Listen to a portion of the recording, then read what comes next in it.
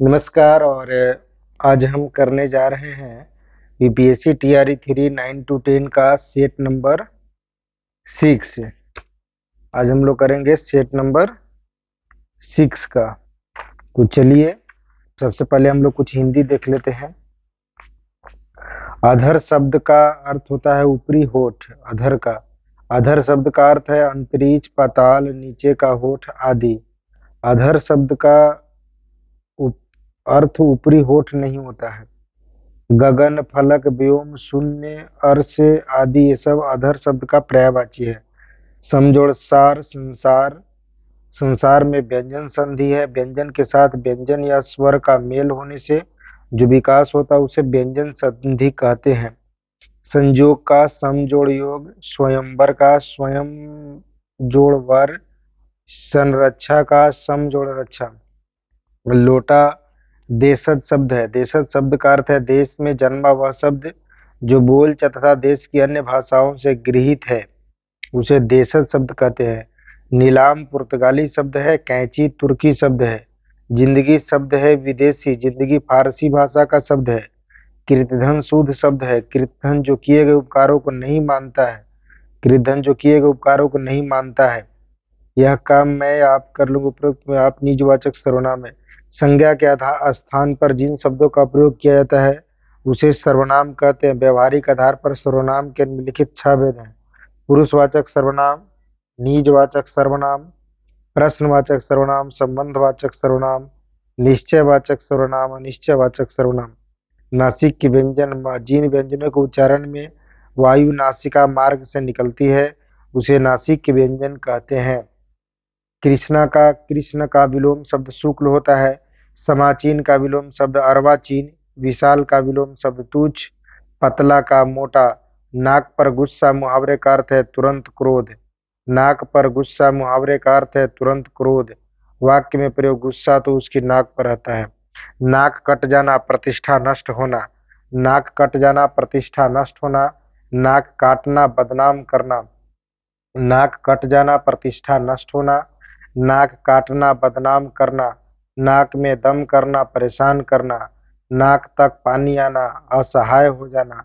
नाक तक पानी आना, असहाय हो जाना। नाक रगड़ना, दीनतापूर्वक प्रार्थना करना।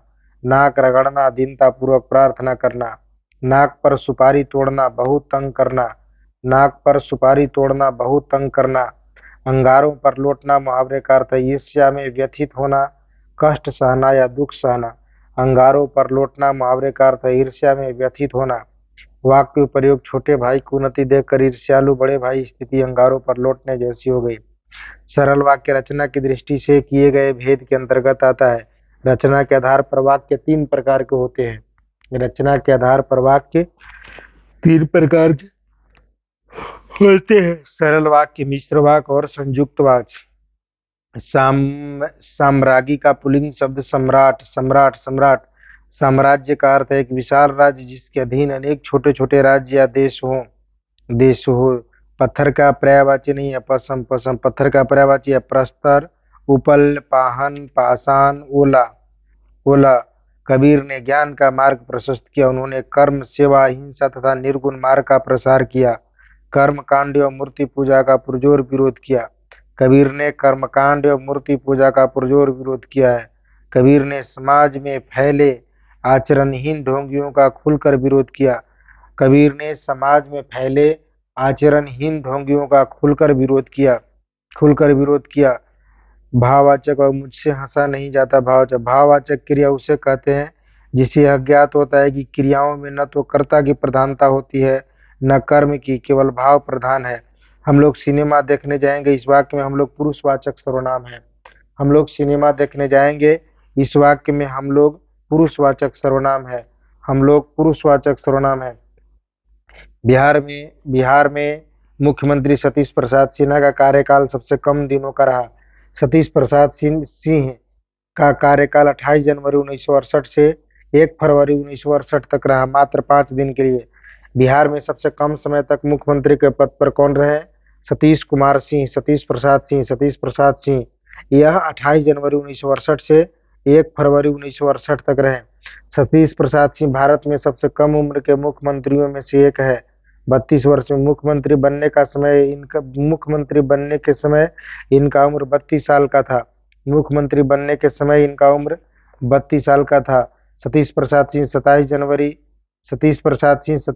1968 से 1 फरवरी 1968 तक, दरोगा प्रसाद राय 16 फरवरी 1970 से 22 दिसंबर 1970 तक, राम सुंदर दास 21 अप्रैल 1979 से 13 फरवरी 1980 तक, चंद्रशेखर सिंह 14 अगस्त 1983 से 12 मार्च 1985 तक, चंद्रशेखर सिंह 14 अगस्त 1983 से 12 मार्च 1985 तक। सतीश प्रसाद सिंह प्रथम बार 1967 में प्रवक्ता विधानसभा से सोशलिस्ट पार्टी के टिकट पर चुनाव जीतकर विधायक बने थे। सोशलिस्ट पार्टी के टिकट पर चुनाव जीतकर विधायक बने थे। इनका जन्म 1936 में और मृत्यु 2020 में हुई। सतीश प्रसाद सिंह की मृत्यु 1920 में हुई। इनका जन्म 1936 में और मृत्यु 2020 में। भारत के अब तक के सबसे कम उम्र के मुख्यमंत्री का रिकॉर्ड पुडुचेरी के मुख्यमंत्री एमओएच फारूक का है। भारत के अब तक के सबसे कम उम्र के मुख्यमंत्री का रिकॉर्ड पुडुचेरी के मुख्यमंत्री एओएच फारूक का है। एओएच फारूक का जन्म 6 सितंबर 1937 को हुआ था और पहली बार मुख्यमंत्री 9 अप्रैल 1967 में बने थे। 6 अप्रैल 1937 को एमओएच फारूक का जन्म हुआ था और ये पहली बार मुख्यमंत्री 9 अप्रैल 1967 में बने थे। बिहार के प्रथम दलित मुख्यमंत्री भोला पासवान शास्त्री थे। बिहार के प्रथम दलित मुख्यमंत्री भोला पासवान शास्त्री थे। अब्दुल गफूर बिहार के एकमात्र मुस्लिम जो 1973 से 75 के बीच मुख्यमंत्री पद को सुशोभित किए थे। अब्दुल गफूर बिहार के एकमात्र मुस्लिम जो 1973 से 1975 के बीच मुख्यमंत्री रहे थे। पटना का राजभवन मुख्य सचिवालय यूरोपियन पुनर्जागरण काल के शैली का प्रतिनिधित्व करता है। पटना का राजभवन मुख्य सचिवालय यूरोपियन पुनर्जागरण काल के शैली का प्रतिनिधित्व करता है। राजभवन पटना बिहार राज्य के राज्यपाल का आधिकारिक आवास है। राजभवन पटना बिहार राज्य के राज्यपाल का आधिकारिक आवास है। इसका निर्माण 1912 से 1917 के मध्य हुआ था। राजभवन का निर्माण 1912 से 1917 के मध्य हुआ था। फरवरी 1921 को विधानसभा के मौजूदा भवन का उद्घाटन तत्कालीन राज्यपाल लॉर्ड सत्येंद्र प्रसन्न सिन्हा के द्वारा किया गया। पटना सचिवालय बिहार का प्रशासनिक कार्यालय है। पटना सचिवालय बिहार का प्रशासनिक कार्यालय है। यह 1913 से 1917 के मध्य बनकर तैयार हुआ। पटना सचिवालय बिहार का प्रशासनिक कार्यालय है। यह 1913 से 1917 के मध्य बनकर तैयार हुआ। पटना के राजभवन का डिजाइन न्यूजीलैंड के वास्तुकार जोसेफ फेयरिस मुनिंगस द्वारा किया गया। स्वतंत्रता से पूर्व राजभवन को गवर्नमेंट हाउस के रूप में जाना जाता था। स्वतंत्रता से पूर्व राजभवन को गवर्नमेंट हाउस के रूप में जाना जाता था। यह भवन पलाडियन शैली में बनाया गया है। जोसेफ फेयरिस मुनिंगस के द्वारा पटना सचिवालय, general post office, commissioner court, Patna विश्वविद्यालय के परिसर आदि का डिजाइन तैयार किए। नित्यानंद कानूनगो ने बॉटनिकल गार्डन की स्थापना के लिए गवर्नर हाउस परिसर से 34 एकड़ भूमि दान में दी थी। नित्यानंद कानूनगो ने बॉटनिकल गार्डन की स्थापना के लिए गवर्नर हाउस परिसर से 34 एकड़ भूमि दान में दी थी। बिहार का मैदानी भाग का क्षेत्रफल बिहार का कुल क्षेत्रफल का लगभग 95% है। बिहार के मैदानी भाग का क्षेत्रफल बिहार के कुल क्षेत्रफल का लगभग 95% है। बिहार का मैदानी भाग का क्षेत्रफल बिहार का कुल क्षेत्रफल का 96.26% है। बिहार का कुल क्षेत्रफल 94,163 वर्ग किलोमीटर है। बिहार का कुल क्षेत्रफल 94,163 वर्ग किलोमीटर है। बिहार का कुल क्षेत्रफल भारत का 2.86% है। बिहार का कुल क्षेत्रफल भारत का 2.16% है। क्षेत्रफल की दृष्टि से बिहार का स्थान भारतीय राज्यों में 12वां है। क्षेत्रफल की दृष्टि से बिहार का स्थान भारतीय राज्यों में 12वां है। हिमालय का पर्वत पदीय क्षेत्र कुल भूभाग का 0.06% है। दक्षिण सीमांत पठार का क्षेत्रफल 3.86% है। बिहार का पहला भारतीय प्रधानमंत्री मोहम्मद यूनुस थे। बिहार का पहला भारतीय प्रधानमंत्री मोहम्मद यूनुस थे। 1 अप्रैल 1937 को मोहम्मद यूनुस ने कार्यकारी मुख्यमंत्री के शपथ लिए। यह इंडिपेंडेंट पार्टी के सदस्य थे। यह मंत्रिमंडल विधानसभा की बैठक नहीं बुला सका। सदस्यों की शपथ ग्रहण की तिथि को निर्धारित नहीं कर सका। अंततः सरकार बहुमत के अभाव में त्याग पत्र देने को विवश हुआ। मोहम्मद यूनुस 1 अप्रैल से 19 जुलाई 1937 तक बिहार के प्रधानमंत्री रहे। बिहार के प्रधानमंत्री उस समय से बिहार का मुख्यमंत्री भी कहा जाता था। मोहम्मद यूनुस 1 अप्रैल से 19 जुलाई 1937 तक बिहार के प्रधानमंत्री रहे। पद्म पुरस्कार 2023 के संदर्भ में असत्य कथन है कि पद्म पुरस्कार प्राप्तकर्ता 91। वर्ष 2023 में पद्म पुरस्कार 106 व्यक्तियों को दिया गया, जिसमें 91 पद्मश्री पुरस्कार, 9 पद्म भूषण पुरस्कार तथा 6 पद्म विभूषण पुरस्कार शामिल है। 91 पद्मश्री पुरस्कार, 9 पद्म भूषण पुरस्कार और 6 पद्म विभूषण पुरस्कार शामिल है। अंडर-19 महिला टी20 विश्व कप का खिताब भारत ने पहली बार जनवरी 2023 में जीत लिया। अंडर-19 महिला टी20 विश्व कप का खिताब भारत ने पहली बार जनवरी 2023 में जीत लिया। 2023 अंडर-19 महिला टी20 विश्व कप का यह पहला संस्करण था जो दक्षिण अफ्रीका में आयोजित हुआ। अंडर-19 महिला टी20 विश्व कप का पहला संस्करण था जो दक्षिण अफ्रीका में आयोजित हुआ। भारत की टीम ने कप्तान शेफाली वर्मा के नेतृत्व में खेलते हुए फाइनल मुकाबले में इंग्लैंड को पराजित किया। भारत की टीम ने कप्तान शेफाली वर्मा के नेतृत्व में खेलते हुए फाइनल मुकाबले में इंग्लैंड को पराजित किया। 15 सितंबर 2023 को भाभा परमाणु अनुसंधान केंद्र BARC के नए निदेशक के रूप में विवेक भसीन ने पदभार ग्रहण किया। भाभा परमाणु अनुसंधान केंद्र BARC की स्थापना भारत में परमाणु ऊर्जा कार्यक्रम के जनक डॉक्टर होमी जहांगीर भाभा द्वारा वर्ष 1954 में की गई। भाभा परमाणु अनुसंधान केंद्र BARC की स्थापना भारत में परमाणु ऊर्जा कार्यक्रम के जनक डॉक्टर होमी जहांगीर भाभा द्वारा वर्ष 1954 में किया गया। BARC का मुख्यालय ट्रॉम्बे, मुंबई में है। इसरो के अध्यक्ष एस सोमनाथन है। Doctor Sameer V Kamat DRDO के अध्यक्ष हैं। Doctor Sameer V Kamat DRDO के अध्यक्ष हैं। Doctor Sameer V Kamat DRDO के अध्यक्ष हैं। यदि समुद्र तट के किनारे कोहरे के निर्माण का कारण अभिवहन है। समुद्र तट के किनारे कोहरे के निर्माण का कारण अभिवहन है। सूर्य के विकिरण से पृथ्वी गर्म होती है। सूर्य के विकिरण से पृथ्वी गर्म होती है। आणविक सक्रियता द्वारा पदार्थ के माध्यम से होने वाला ऊष्मा का संचालन कहलाता है। आणविक सक्रियता द्वारा पदार्थ के माध्यम से होने वाला ऊष्मा का संचालन कहलाता है। किसी पदार्थ में एक भाग से दूसरे भाग की ओर उनके तत्वों के साथ ऊष्मा के संचारण की क्रिया संवहन कहलाती है। किसी पदार्थ में एक भाग से दूसरे भाग की ओर उनके तत्वों के साथ ऊष्मा के संचार की क्रिया संवहन कहलाती है। संवहन क्रिया केवल तरल तथा गैसीय पदार्थों में ही संभव होती है। संवहन क्रिया केवल तरल तथा गैसीय पदार्थों में ही संभव होती है। यदि कोई विलयन नीले रंग के लिटमस पेपर को लाल रंग में बदल देता है तो इस विलयन का pH 7 से कम होगा। यदि कोई विलयन नीले रंग के लाल लिटमस पेपर को लाल रंग में बदल देता है तो इस विलयन का pH 7 से कम होगा। क्षार लाल लिटमस को नीला तथा मिथाइल ऑरेंज को पीला कर देता है। क्षार लाल लिटमस को नीला तथा मिथाइल ऑरेंज को पीला कर देता है। अम्ल नीले लिटमस पत्र तथा मिथाइल ऑरेंज को लाल कर देता है। क्षार फेनोल्फथैलीन को गुलाब कर देता है। अम्ल के गुण निम्न है। अम्ल स्वाद में खट्टा होता है। अच्छे एवं प्रबल अम्ल विद्युत के सुचालक होते हैं। अम्ल धातु से क्रिया करके हाइड्रोजन गैस मुक्त करते हैं। भस्म या क्षार से प्रतिक्रिया करके अम्ल लवण और जल बनाता है। भस्म या क्षार से प्रतिक्रिया करके अम्ल लवण और जल बनाता है।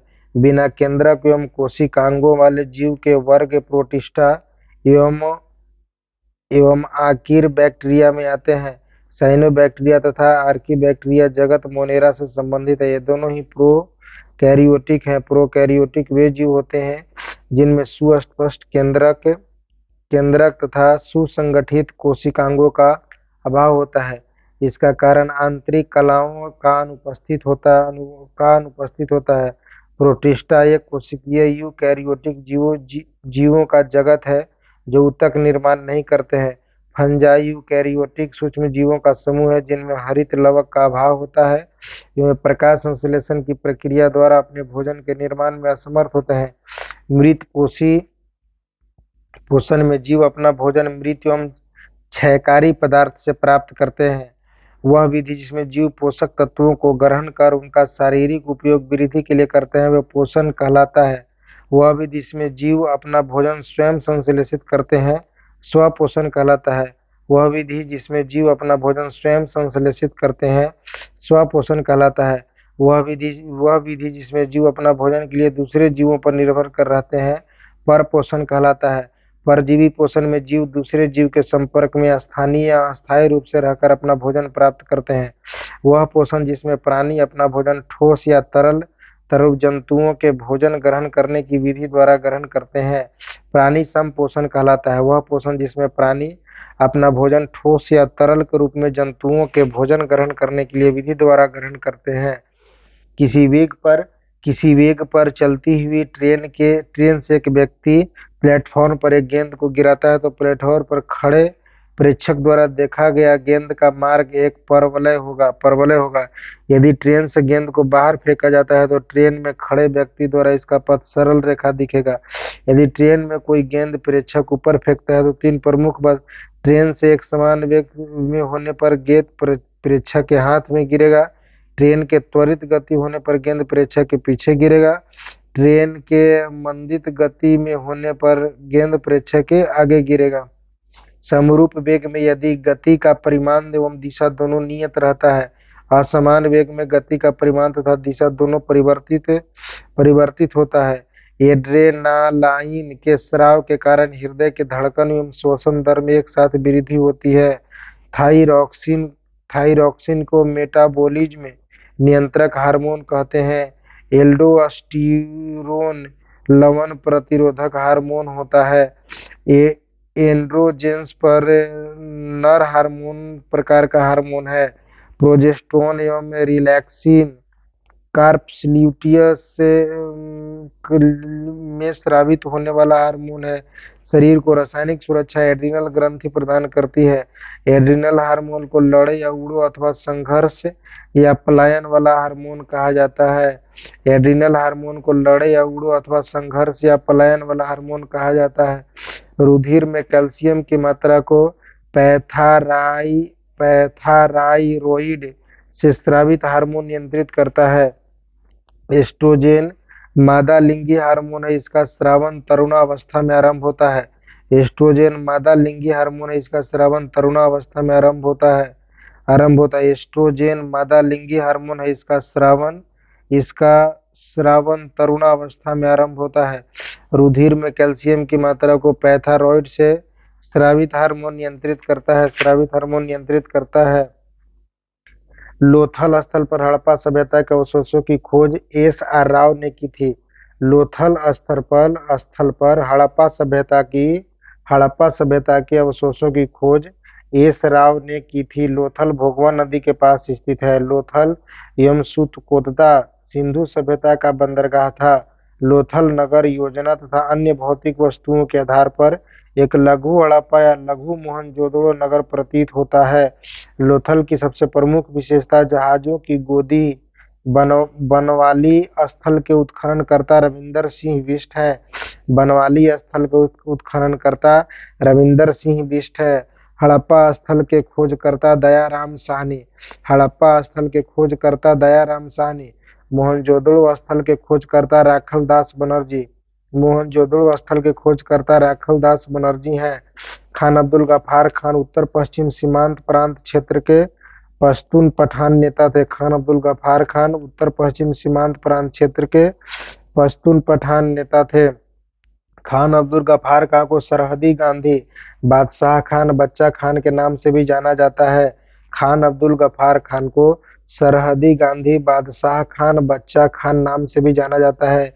इन्होंने भारत विभाजन का भारी विरोध किया था। खान अब्दुल गफ्फार खान ने 1929 ईस्वी में खुदाई-ए-खिदमतगार सर्वेंट ऑफ गॉड संगठन की स्थापना की। खुदाई-ए-खिदमतगार पार्टी में लगभग 4000 कार्यकर्ता थे जो लाल वस्त्र पंथ, इस कारण से लाल कुर्ती आंदोलन, रेड शर्ट मूवमेंट भी कहते हैं।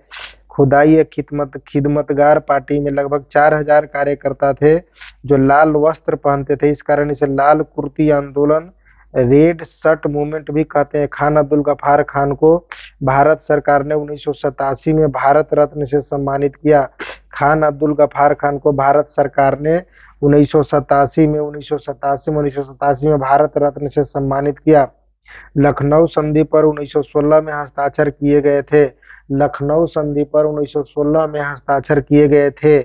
कांग्रेस के लखनऊ अधिवेशन में बाल गंगाधर तिलक और एनी बेसेंट के प्रयासों से कांग्रेस और मुस्लिम लीग के बीच समझौता हुआ था। कांग्रेस के लखनऊ अधिवेशन में बाल गंगाधर तिलक और एनी बेसेंट के प्रयासों से कांग्रेस और मुस्लिम लीग के बीच समझौता हुआ था। कांग्रेस ने मुस्लिम लीग की पृथक निर्वाचन की मांग को स्वीकार कर लिया।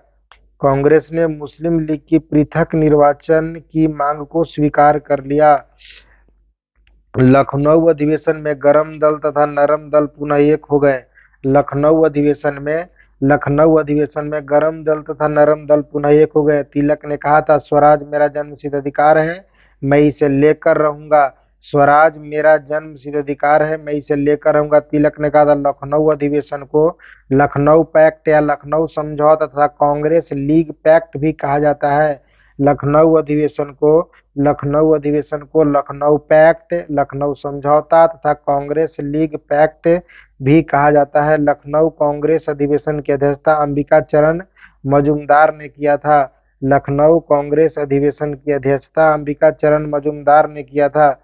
वर्ष 1911 में तत्कालीन शहंशाह जॉर्ज पंचम ने दिल्ली को आधिकारिक रूप से ब्रिटिश भारत की राजधानी घोषित किया था। 1911 में तत्कालीन शहंशाह जॉर्ज पंचम ने दिल्ली को आधिकारिक रूप से ब्रिटिश भारत की राजधानी घोषित किया था। 12 दिसंबर 1911 को दिल्ली में इंग्लैंड के सम्राट जॉर्ज पंचम एवं महारानी मैरी के स्वागत में दिल्ली दरबार का आयोजन किया गया था। 12 दिसंबर 1911 को दिल्ली में इंग्लैंड के सम्राट जॉर्ज पंचम एवं महारानी मैरी के स्वागत में दिल्ली दरबार का आयोजन किया गया था। इसमें भारत का वायसराय लॉर्ड हार्डिंग द्वितीय था। यह तीसरी दिल्ली दरबार था। इससे पूर्व 1877 एवं 1903 में दिल्ली दरबार का आयोजन हुआ था। प्रथम दिल्ली दरबार में इंग्लैंड की महारानी विक्टोरिया को भारत का साम्राज्ञी घोषित की गई तथा उन्हें कैसर हिंद की उपाधि दी गई। प्रथम दिल्ली दरबार में इंग्लैंड की महारानी विक्टोरिया को भारत की साम्राज्ञी प्रथम दिल्ली दरबार में इंग्लैंड की महारानी विक्टोरिया को भारत की साम्राज्ञी घोषित की गई तथा उन्हें कैसर हिंद की उपाधि दी गई थी। प्रथम दिल्ली दरबार का आयोजन लीटन के कार्यकाल में हुआ था। प्रथम दिल्ली दरबार का आयोजन लीटन के कार्यकाल में हुआ था। प्रथम दिल्ली दरबार का आयोजन लीटन के कार्यकाल में हुआ था। अलाउद्दीन खिलजी द्वारा लगाया गया खराज कर किसानों की उपज के लगभग 50% हिस्से के बराबर होता था। अलाउद्दीन खिलजी पहला शासक था जिसने भूमि की मसाहत कराकर लगान वसूल किया था। अलाउद्दीन खिलजी पहला शासक था जिसने भूमि की मसाहत मतलब नाप, मसाहत का मतलब नाप कराकर लगान वसूल किया था। इसमें भूमि माप की कुल इकाई बिस्वा थी। प्रति बिस्वा उपज के आधे भाग को राज्य का लगान के रूप में निर्धारित किया गया।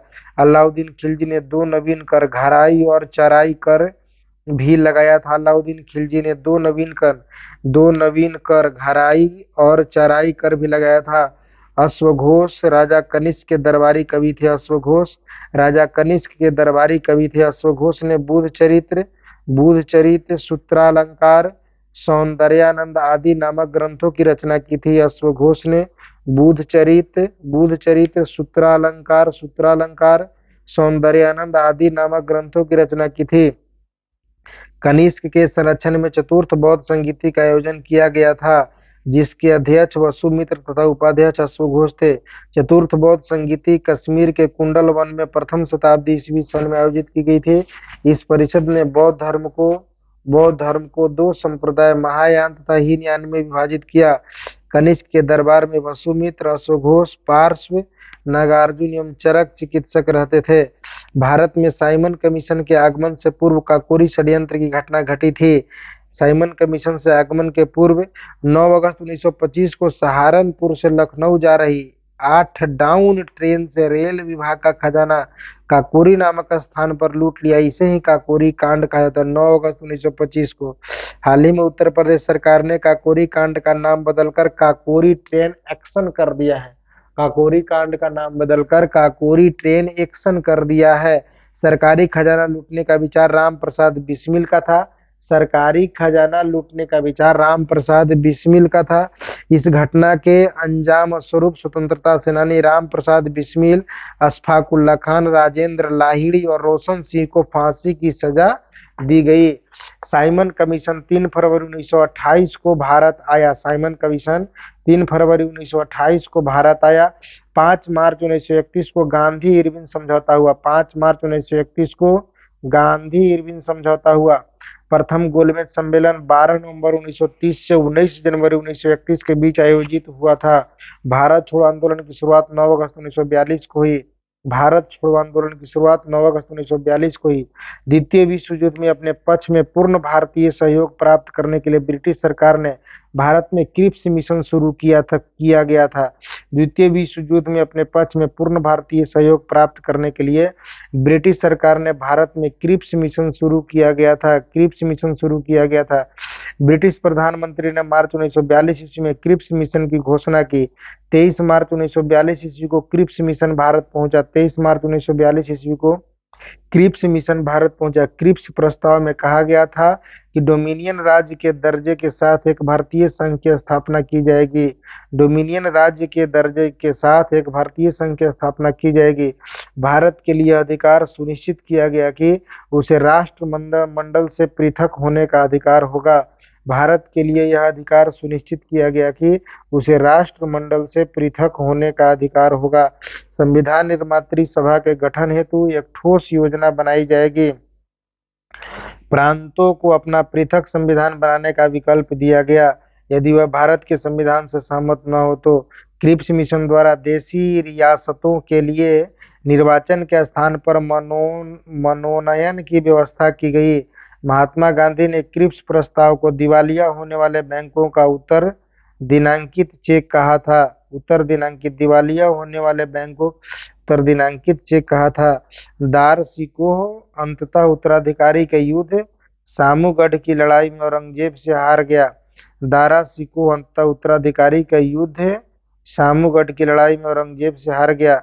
सामूगढ़ का युद्ध 29 मई 1658 को दारा सिकोह एवं उनके 3 भाइयों औरंगजेब, शाहपुजा, मुराद बख्श की संयुक्त सेनाओं के मध्य हुआ था। उपनिषदों का फारसी अनुवाद शाहजहां के शासनकाल में दारा सिकोह ने सिर-ए-अकबर शीर्षक के तहत किया। उपनिषदों का फारसी अनुवाद शाहजहां के शासनकाल में दारा सिकोह ने सिर-ए-अकबर शीर्षक के तहत किया। दारा को उसको सहिष्णुता एवं उदारता के लिए लेन पुल ने लघु अकबर की संज्ञा दी है। शाहजहां ने भी दारा को शाह बुलंद इकबाल की उपाधि प्रदान की थी। मज्म-उल-बहरीन दारा सिकोह की मूल रचना है। मात्र एक मुट्ठी बाजरे के लिए मैंने आज हिंदुस्तान का साम्राज्य खो दिया। यह कथन शेर शाह से संबंध है। मात्र एक मुट्ठी बाजरे के लिए मैंने आज और हिंदुस्तान का साम्राज्य खो दिया। यह शेर शाह से संबंध है। तिलैया बांध बराकर नदी पर है। तिलैया बांध दामोदर नदी घाटी परियोजना तिलैया बांध दामोदर निगम द्वारा निर्मित पहला बांध है। यह बांध 1200 फीट लंबा और 99 फीट ऊंचा। यह बांध 1200 फीट लंबा और 99 फीट ऊंचा है। यह बांध 36 वर्ग किलोमीटर के क्षेत्र में झील का निर्माण करती है। इसके निर्माण का मुख्य उद्देश्य बाढ़ को नियंत्रित करना है। स्वतंत्र भारत का पहला बहुउद्देशीय नदी घाटी परियोजना का यह हिस्सा रहा है। डीवीसी की स्थापना 1948 ईस्वी में किया गया। डीवीसी की स्थापना 1948 ईस्वी में किया गया। तिलैया बांध झारखंड के कोडरमा जिले में है। तिलैया बांध झारखंड के कोडरमा जिले में है। सरदार सरोवर बांध नर्मदा नदी पर बना 138 मीटर ऊंचा बांध है।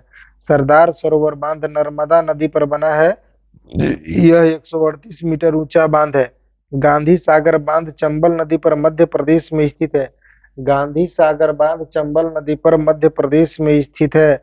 बहुउद्देशीय नदी घाटी परियोजना का मुख्य उद्देश्य सिंचाई, बाढ़ नियंत्रण, बिजली उत्पादन।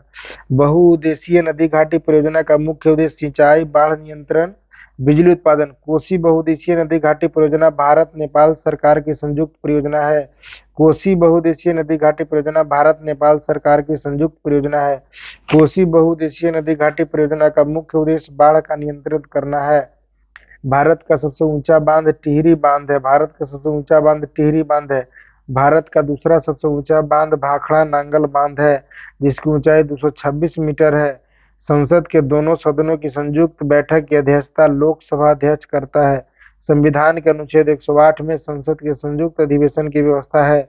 संयुक्त अधिवेशन की अध्यक्षता लोकसभा के अध्यक्ष के द्वारा की जाती है। संयुक्त अधिवेशन की अध्यक्षता लोकसभा के अध्यक्ष के द्वारा की जाती है।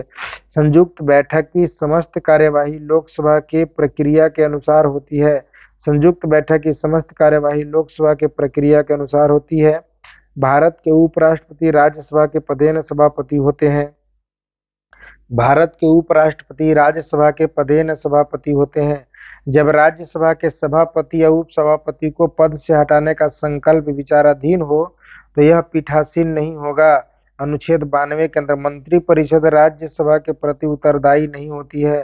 मंत्रिपरिषद राज्यसभा के प्रति उत्तरदायी नहीं होती है। भारतीय संविधान के अनुसार न्यायपालिका देश में अदालतों की प्रणाली को संदर्भित करती है। भारतीय संविधान के भाग 5 में अनुच्छेद 124 से 147 तक न्यायपालिका के गठन, कार्य, न्याय क्षेत्र, शक्तियां आदि का उल्लेख है। उच्चतम न्यायालय का न्यायाधीश 65 वर्ष की आयु तक तथा उच्च न्यायालय का न्यायाधीश 62 वर्ष की आयु तक अपने पद पर बना रह सकता है। उच्चतम न्यायालय का न्यायाधीश 65 वर्ष की आयु तक और उच्च न्यायालय का न्यायाधीश 62 वर्ष की आयु तक अपने पद पर बना रह सकता है। उच्चतम न्यायालय 65 वर्ष और उच्च न्यायालय 62 वर्ष। उच्चतम न्यायालय और उच्च न्यायालय के न्यायाधीशों की नियुक्ति राष्ट्रपति करते हैं। उच्चतम न्यायालय और उच्च न्यायालय के न्यायाधीशों की नियुक्ति राष्ट्रपति करते हैं। प्रवर, मंजीरा और मानेर नदियां गोदावरी नदी की दाहिनी सहायक नदियां हैं। प्रायद्वीपीय भारत की सबसे लंबी नदी गोदावरी नदी है। पश्चिमी घाट की नासिक की पहाड़ियां में त्रयंबकम गांव की पहाड़ी इसके उद्गम स्थान है। उत्तर में गोदावरी नदी के प्रमुख सहायक नदियां प्राणहिता, पूर्णा, पेनगंगा, वरघा, वेनगंगा तथा इंद्रावती है। उत्तर में गोदावरी नदी की प्रमुख सहायक नदियां प्राणहिता, पूर्णा, पेनगंगा, वरघा, वेनगंगा तथा इंद्रावती है। दक्षिण में मंजीरा नदी प्रमुख है, जो बालघाट के पहाड़ों से निकलती है। कृष्णा की प्रमुख सहायक नदियां हैं भीमा, तुंगभद्रा, मूसी, अमरावती, कोयना, पंचगंगा, दूधगंगा, घाट प्रभा, माल प्रभा, तुंगभद्रा आदि। नर्मदा और ताप्ती नदी एस्चुअरी बनाती है। भारतीय संविधान के अनुच्छेद 155 के अंतर्गत किसी राज्य के राज्यपाल को राष्ट्रपति द्वारा अपने हस्ताक्षर और मुहर सहित अधिपत्र द्वारा नियुक्ति किया जा सकता है। राज्य की कार्यपालिका का प्रमुख राज्यपाल होता है। भारत के संविधान में राज्यपाल को उसके पद से हटाने हेतु किसी प्रक्रिया का उल्लेख नहीं है। राज्यपाल राज्य के उच्च अधिकारियों जैसे मुख्य सचिव, महाधिवक्ता, राज्य लोक सेवा आयोग के अध्यक्ष एवं सदस्यों को नियुक्त करता है। राज्यपाल राज्य के उच्च अधिकारियों जैसे मुख्य सचिव, महाधिवक्ता, राज्य लोक सेवा आयोग के अध्यक्ष एवं सदस्यों को नियुक्त करता है। संविधान के अनुच्छेद 153 में यह उल्लेख है कि प्रत्येक राज्य के लिए एक राज्यपाल होगा। संविधान के अनुच्छेद 153 में यह उल्लेख है कि प्रत्येक राज्य के लिए एक राज्यपाल होगा। गंगा और सोन जैसी नदियां प्राचीन भारत में महाजनपद मगध से होकर बहती थी। गंगा और सोन जैसी नदियां प्राचीन भारत में महाजनपद मगध से होकर बहती थी। मगध महाजनपद दक्षिण बिहार में स्थित था, जिसमें वर्तमान पटना और गया जिला सम्मिलित है। मगध महाजनपद दक्षिण बिहार में, जिसमें वर्तमान पटना और गया जिला सम्मिलित है। मगध महाजनपद की उत्तरी सीमा गंगा तथा पश्चिमी सीमा सोन नदी से लगती थी। मगध महाजनपद का दक्षिणी सीमा विंध्य पर्वत तथा पूर्वी सीमा चंपा महाजनपद से लगती थी। मगध महाजनपद 5 पहाड़ियों के बीच में स्थित था। मगध की प्राचीन राजधानी राजगृह अथवा गिरिब्रज थी, बाद में पाटलिपुत्र बना। कोसल महाजनपद वर्तमान में अवध क्षेत्र, इसकी राजधानी श्रावस्ती थी। कंबोज महाजनपद कश्मीर तथा पाकिस्तान क्षेत्र में स्थित थी, इसकी राजधानी हाटक थी। हाटक थी हाटक हाटक हाटक थी। किसी परितंत्र में उत्पादक से उच्च उपभोक्ता ताकि खाद्य पदार्थों या खाद्य ऊर्जा के स्थानांतरण के क्रमबद्ध प्रवाह के पथ को खाद्य श्रृंखला कहते हैं। खाद्य श्रृंखला पारिस्थितिकी तंत्र में ऊर्जा का मुख्य स्रोत सूर्य है। पारिस्थितिकी तंत्र में ऊर्जा का मुख्य स्रोत सूर्य है। लिंडमैन के नियमानुसार खाद्य श्रृंखला के एक पोषण स्तर से दूसरे पोषण स्तर में ऊर्जा स्थानांतरण के दौरान केवल 10% ऊर्जा का स्थानांतरण होता है। केवल 10% ऊर्जा का स्थानांतरण होता है।